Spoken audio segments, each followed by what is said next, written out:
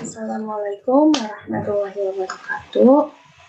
Saya Siti Rahmawati dari Pendidikan Fisika B dengan NIM 130262048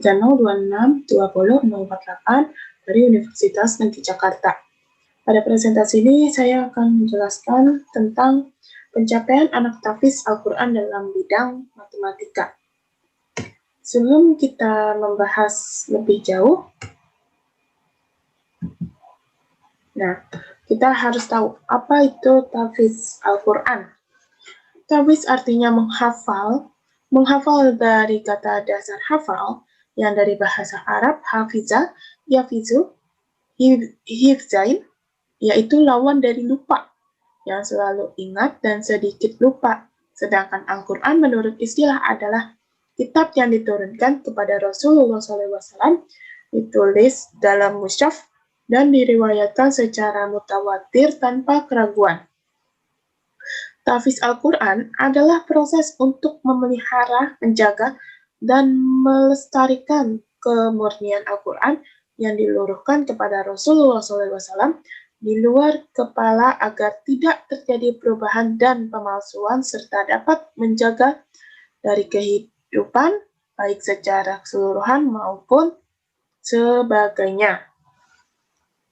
Dari sini kita dapat tahu bahwa para tahfiz Al-Quran itu kebanyakan menghafizkan waktunya untuk mempelajari Al-Quran. Lalu bagaimana pemahaman mereka dalam mata pelajaran umum, salah satunya matematika? Nah, di sini saya menggunakan sampelnya yaitu SD ITA Hidayatullah Depok yang berlokasi di Jalan Pesantren Hidayatullah nomor 3 Kalimulya, Kecamatan Cilodong, Kota Depok, Jawa Barat. Nah, keunikan dari SD ITA Hidayah ini adalah kelasnya itu dibagi dua jenis, yaitu kelas reguler, di mana mata pelajaran umum dengan mata pelajaran Al-Quran itu seimbang. Dengan kata lain, sama seperti sekolah integral pada umumnya. Kemudian kelas tahfiz, di mana mayoritas waktu belajarnya untuk mempelajari Al-Quran dan mata pelajaran umum dianggap tambahan, karena mereka itu pada dasarnya memang fokus untuk mempelajari, menghafal, dan memahami Al-Quran. Nah, kemudian ada waktu pembelajaran dan kompetensi dasar kelas 3 semester genap untuk mata pelajaran matematika di SD ITA Hidayatullah Depok. Untuk jumlah siswanya mereka itu sama, yaitu 20 orang. Yang membedakannya adalah jam pelajarannya, di mana di kelas reguler itu seminggu 2 kali, yang pelajarannya itu 2 kali 30 menit, sedangkan di kelas tahfiz itu seminggu 1 kali, di mana jam pelajarannya itu 1 kali 30 menit. Nah, untuk kompetisi dasar matematika sendiri yang dipelajari oleh kelas 3 reguler maupun tahfiz itu sama, yaitu di semester genap ada 3.8 sampai 3.12. 3.8 menjelaskan dan menentukan luas dan volume dalam satuan tidak baku dengan menggunakan benda konkret. 3.9 menjelaskan simetri lipat dan simetri putar pada bangun datar menggunakan benda konkret. 3.10 menjelaskan dan menentukan keliling bangun datar. 3.11 menjelaskan sudut jenis sudut seperti sudut siku-siku, sudut lancip, sudut tumpul, dan satuan pengukuran tidak baku. 3.12 menganalisis berbagai bangun datar berdasarkan sifat yang dimiliki. Nah, dari sini kita dapat lihat bahwa secara waktu, kelas tahfiz itu lebih sedikit waktunya daripada kelas reguler, tapi mereka memiliki kompetensi dasar matematika yang sama. Lalu bagaimana perbandingan hasil atau pencapaian dari si kelas tahfiz itu sendiri? Nah, berikut saya sajikan datanya. Saya mengolah datanya menggunakan Microsoft Excel, dan untuk menampilkan datanya saya menggunakan tracing bar dengan aplikasi Floris Studio. Data ini merupakan data total nilai dari absen 1 sampai absen 20, baik di kelas reguler yang menggunakan warna biru dan kelas tahfiz yang menggunakan warna kuning. Nah, dapat kita lihat bahwa di hasil akhir ini KD 3.10 itu warna kuning, berarti ini yang tertinggi adalah kelas tahfiz ya. Sedangkan yang terendah itu ada di KD 3.9 dari kelas reguler. Nah, ini bisa jadi tanda tanya. Kenapa? Kelas tahfiz ini nilainya tuh cenderung lebih tinggi-tinggi dibanding kelas reguler, padahal jam pelajaran mereka itu cenderung lebih sedikit daripada kelas reguler. Untuk pembuktian lainnya, ini penyajian dalam bentuk lainnya ya, yaitu perbandingan nilai matematika. Ini nilainya nilai yang sudah dirata-rata ya dari racing bar tadi. Matematika kelas 3 reguler dan tahfiz semester genap SDIT Hidayatullah Depok tahun ajaran 2020-2021. Nah, dapat dilihat bahwa mayoritas KD ini secara rata-rata juga hampir dikuasai oleh kelas tahfiz ya, di KD 3.8, 3.9, 3.10.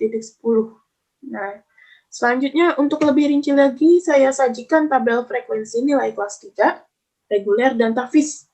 Nah, secara individual, nilai tertinggi itu cenderung dipegang oleh dari kelas tahfiz ya, baik di KD 3.8, 3.9, 3.10, dan 3.11, kecuali 3.12 ya. Ini bisa menjadi tanda tanya juga, kenapa hanya 3.12 yang menjadi kelemahan dari kelas tahfiz ya. Selanjutnya, nah kita akan mengetahui ya. Pertama-tama kita harus tahu dulu apa itu matematika ya.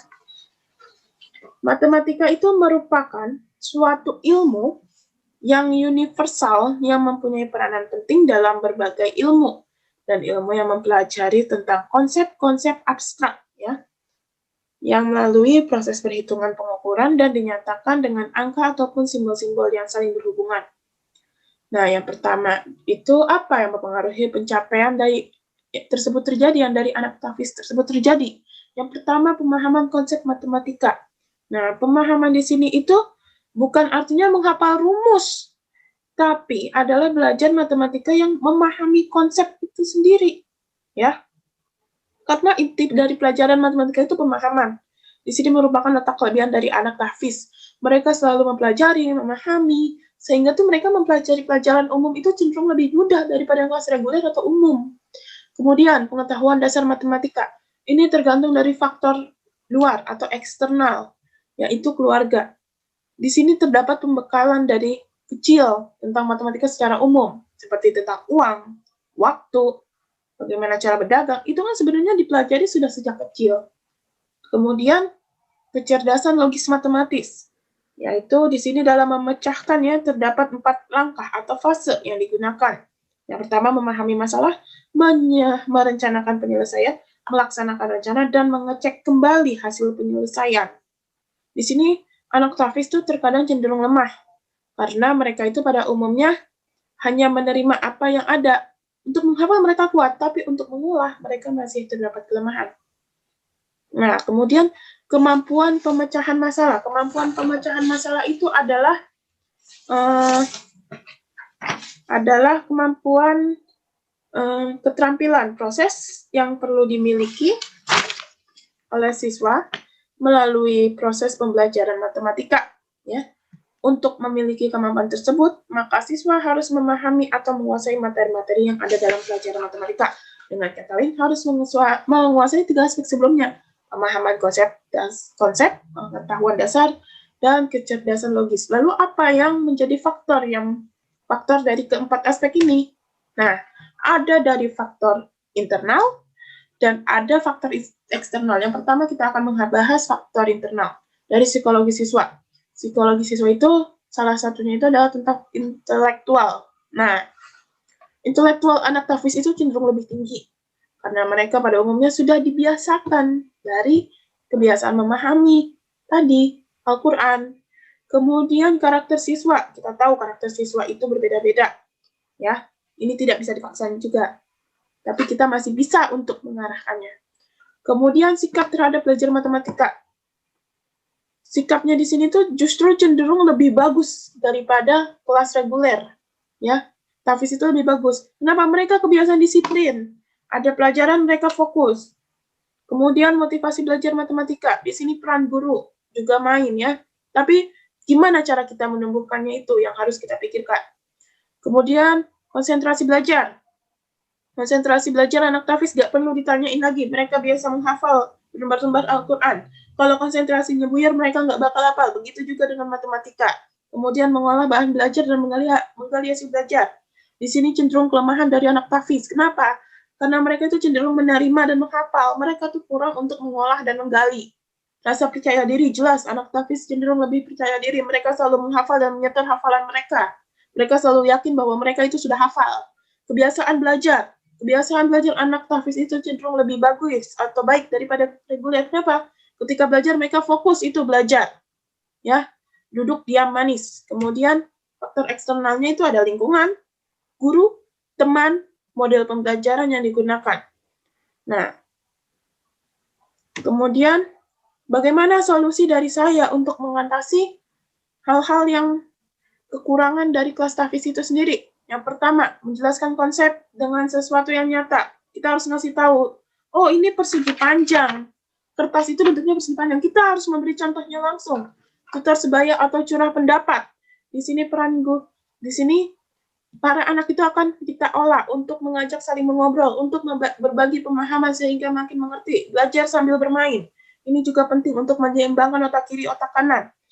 Kemudian sebagai guru mengajar berorientasi pada proses, bukan nilai. Menggunakan metode yang variatif, motivatif, dan memotivasi peserta didik. Ya. Jadi kita sampai akhirnya pada kesimpulan, pada dasarnya peserta didik memiliki kemampuan yang sama dalam bidang matematika, walaupun pada siswa tahfiz memiliki jam pelajaran lebih sedikit dibandingkan pada umumnya, bukan berarti kemampuan mereka di bawah siswa lain. Ini justru menjadi keunggulan bagi mereka yang memiliki kebiasaan menghafal Al-Quran sehingga memiliki kemampuan pemahaman konsep yang lebih unggul, namun mereka lemah dalam hal analisa data. Sekian dari saya, kurang lebihnya mohon maaf. Wassalamualaikum warahmatullahi wabarakatuh.